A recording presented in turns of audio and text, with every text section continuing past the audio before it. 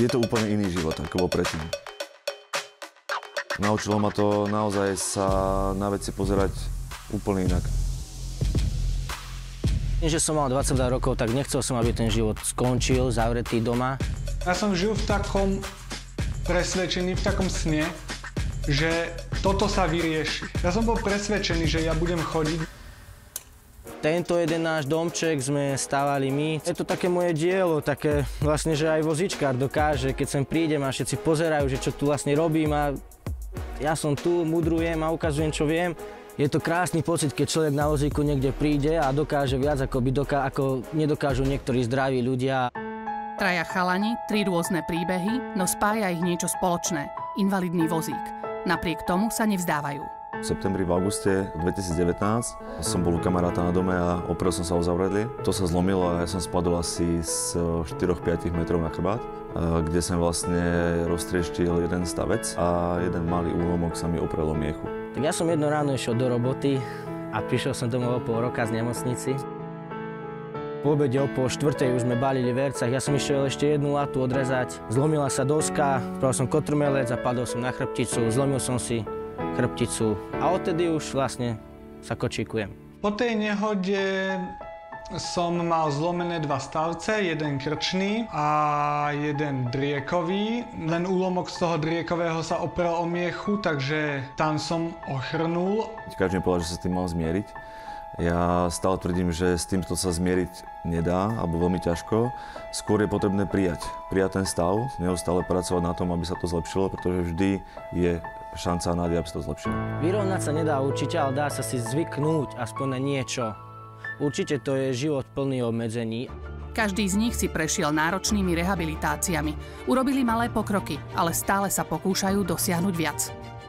Som si myslel, že odídem po vlastných, že odbehnem.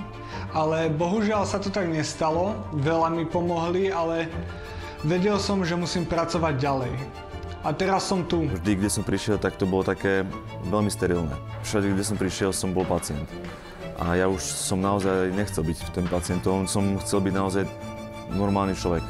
Taký, aký som bol predtým, pretože ja stále každému hovorím, s kým sa stretnem a s kým sa o tom bavíme, že ja som padol na chrbát, nie na hlavu. A preto vlastne vzniklo toto naše centrum, ktoré v podstate vyzerá ako fitko, aj keď je to neurorehabilitácia, ale jedná sa tu o to, aby ten človek sa tu cítil naozaj dobre, aby tá hlava fungovala úplne normálne a keď hlava funguje normálne, tak aj telo začne absolútne inak reagovať. 2. Super.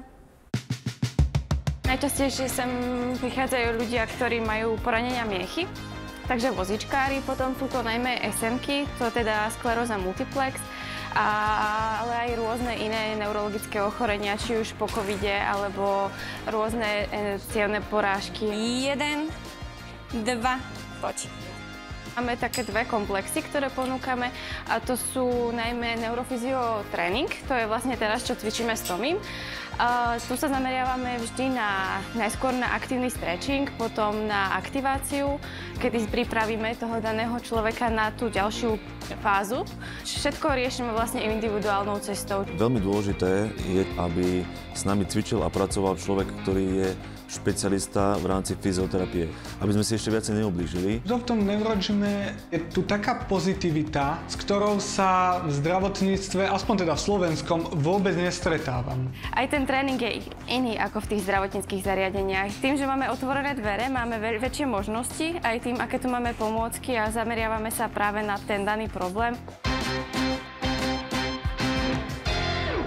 Snažíme sa tu vytvoriť rodinu, čo sa nám, myslím, aj darí. Tomi? Ja si myslím, že áno. Všetci sa tu týkame, všetci sa tu poznáme, keď same na bare, spolu cvičíme a to je to, prečo tí ľudia sem možno aj radi chodia. Lebo sa cítia dobre a to je to, čo im pomáha potom aj ďalej v tej rehabilitácii. No, poď. Môžeme? Ideme pravou. Dopneš, stojíš na nej, ľava. Tak chodím cvičiť už viac ako rok a tie výsledky sú vidno to, proste zlepšujem, som silnejší, viem viac vecí, ako som vedel predtým tými nohami spraviť a aj celkovo cítim sa lepšie. Podarilo sa mi postaviť na nohy, lenže stále musím používať pomôcky, ale ja chcem ešte viac. Ja som ambiciózny, nie som skromný, tak tuto mám také podmienky, že to dokážem. Veľmi často sa stane, že lekár povie, vy už nikdy nebudete chodiť. A je to niečo, čo ja stále každého prosím, aj takto na diaľku, aby to tým ľuďom nehovorili, lebo naozaj sú tu ľudia, ktorí im takisto povedali, že v živote nebudú chodiť. A tí ľudia po tej pravidelnej rehabilitácii zrazu už sa z toho vozíka vedia postaviť. A aj takéto malinké kroky sú pre nás velikánske kroky vpred, takže v tomto smere sa tie zázraky tu určite dejú. Sem sa nechodí plakať, sem sa chodí makať. Už som sa musel zmierniť, že nebudem chodiť, tak mám ten iný cieľ. Ale snažím sa. Môj cieľ je dokončiť ten zázrak, čo sa tu deje, a v septembri ísť do školy. Aj keď tento život za sebou prináša neskutočne veľa negatívneho, napriek tomu všetkému ten život mi priniesol aj niečo dobré. A to je asi to, že som dokázal stretnúť všetkých týchto naozaj neskutočne úžasných ľudí. A to je asi to, za čo som možno v tomto smere vďačný.